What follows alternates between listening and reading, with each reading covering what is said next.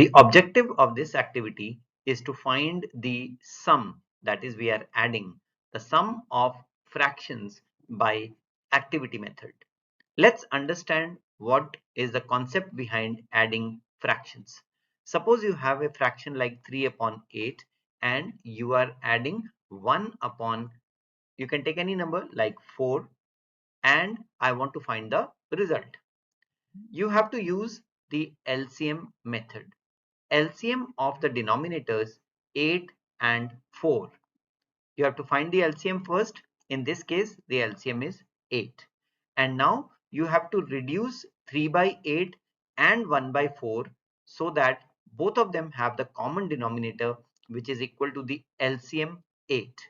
3 by 8 is obviously 3 by 8 itself because the LCM is 8, but 1 by 4 can be written as 2 by 8 by multiplying and dividing by 2. So 2 by 8 is an equivalent fraction of 1 by 4. And now these two numbers 3 by 8 and 1 by 4, they have a common denominator. So when you add them, 3 by 8 remains as such and only 1 by 4 changes to 2 by 8, and therefore now when the common denominator is there, you can just add the numerators 3 plus 2, which will give you a 5, and therefore the answer for the question will be 5 upon 8. We can do this using the activity in which the following material are required.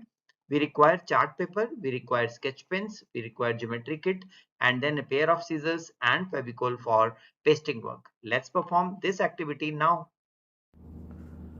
To perform this activity of addition of fractions, as you can see here, we have taken a strip of paper, chart paper, on which we have marked rectangles, and these are 10 in number.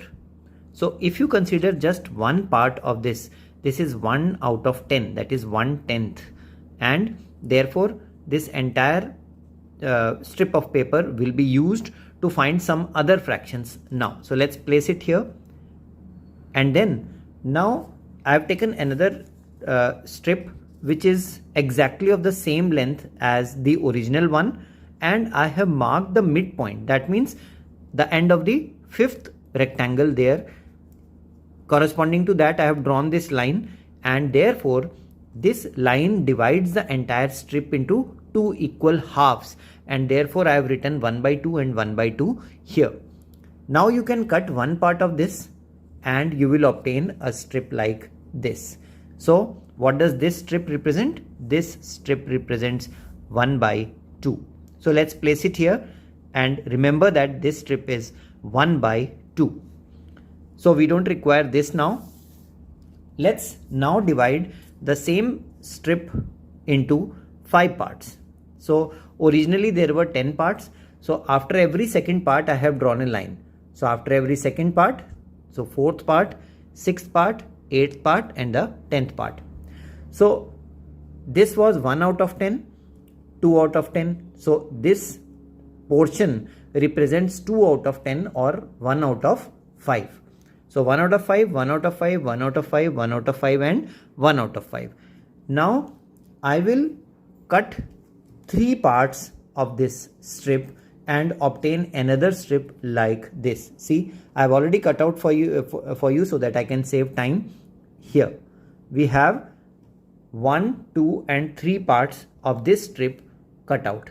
So what does this represent? This represents 1 by 2, 1 by 5, 2 by 5, 3 by 5. So this length of this strip is 3 by 5.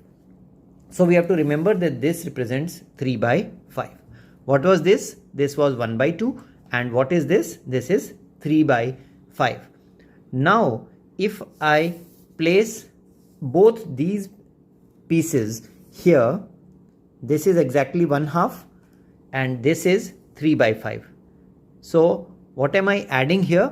I am trying to add 1 by 2 and 3 by 5. So what do I obtain when I add these two?